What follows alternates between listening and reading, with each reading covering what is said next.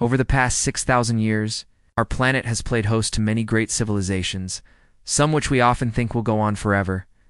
But most have risen and fallen like the tide, leaving behind nothing but ruins or tantalizing mysteries about what happened to them. So here's our timeline of how 5 super civilizations collapsed. First, we have to go back to Mesopotamia, the cradle of civilization between the Tigris and Euphrates rivers.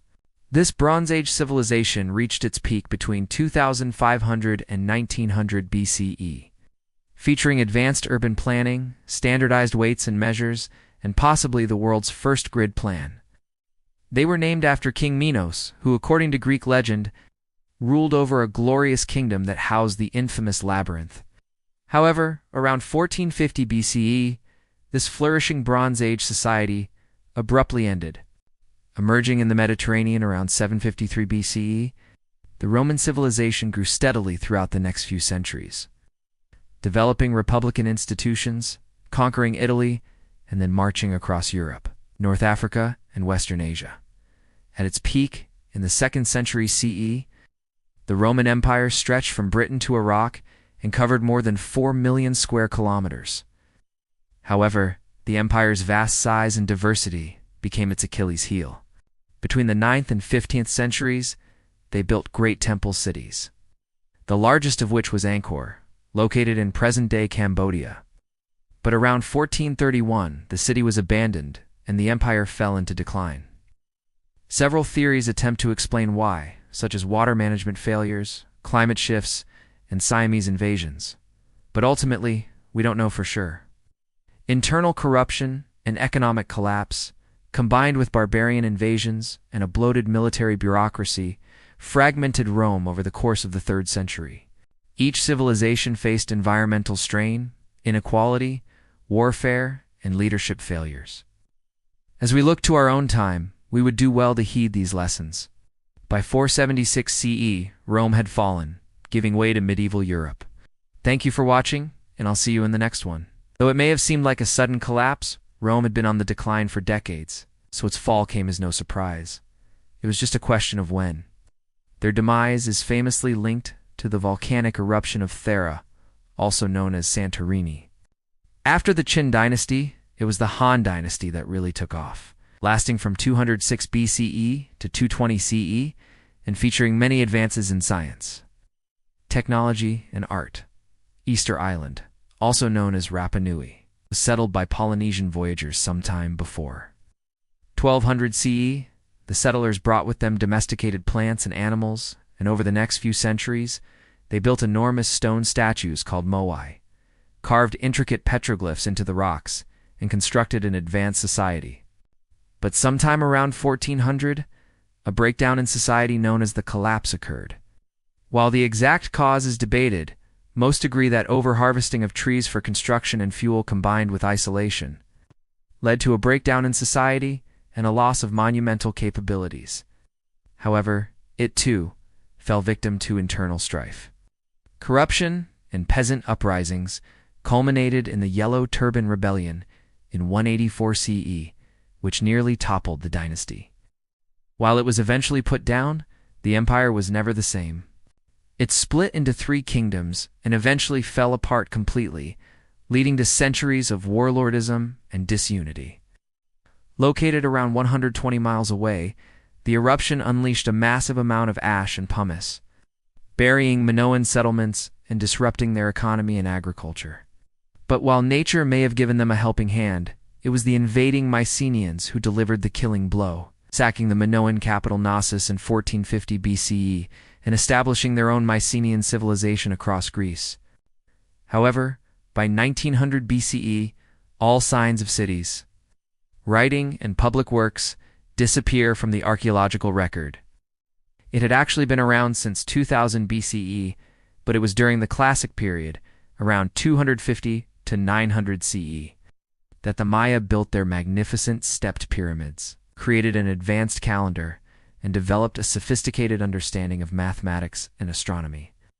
But then, just as abruptly as they had risen, they were gone. Classic Maya cities were largely abandoned by the 9th century, leaving behind a landscape dotted with crumbling stone buildings. Many theories have been proposed for their demise, including deforestation, drought, warfare, and political instability. But the Maya didn't disappear entirely. Their descendants continued to live in the region today, speaking their ancient languages and preserving many of their traditions. The reason for the sudden collapse is unknown. Some blame climate change, and others say the Ganges and Yamuna rivers changed course, cutting off the region's water supply. But perhaps the most compelling theory claims that the Indus cities depended on trade with Mesopotamia for raw materials and luxury goods. So when that trade collapsed, they were doomed. Or maybe it was aliens. It's here where around 3200 BCE, one of the oldest known civilizations began.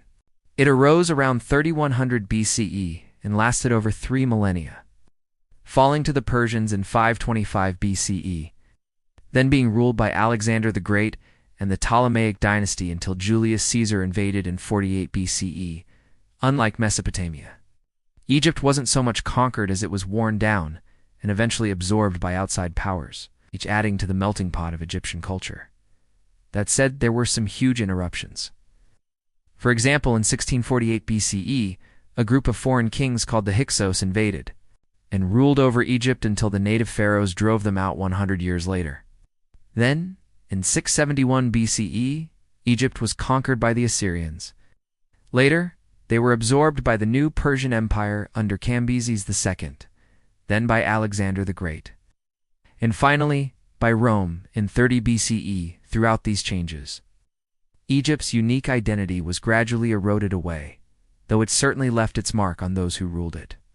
We call it the Sumerian civilization after their language, writing, and culture. They pioneered so many inventions and ideas, including the concept of zero.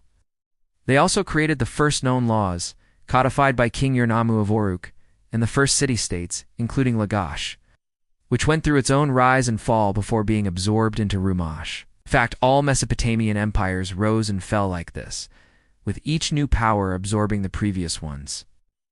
And in the end, it was the combination of several Sumerian innovations that led to their doom. For example, they pioneered irrigation, building canals to move water from the river to their fields. Once they did so without accounting for what would happen to all the salt left behind after the water evaporated. The salt slowly built up in the soil and made it harder for plants to grow, forcing farmers to abandon their fields and prompting a gradual decline of the civilization. By 2000 BCE, Mesopotamia was ready for its next chapter in history. But the spirit of the Sumerians lived on in the Akkads, Babylonians, and Assyrians who came after. Next up, we have ancient Egypt, famous for its pharaohs, pyramids, and powerful queens. Our next civilization lies further east in the Indus River Valley. On the island of Crete, around 2700 BCE, a civilization known as the Minoans developed. Moving across the Atlantic, we find the Maya civilization in Central America. Now, let's talk about Rome, one of the largest empires in history.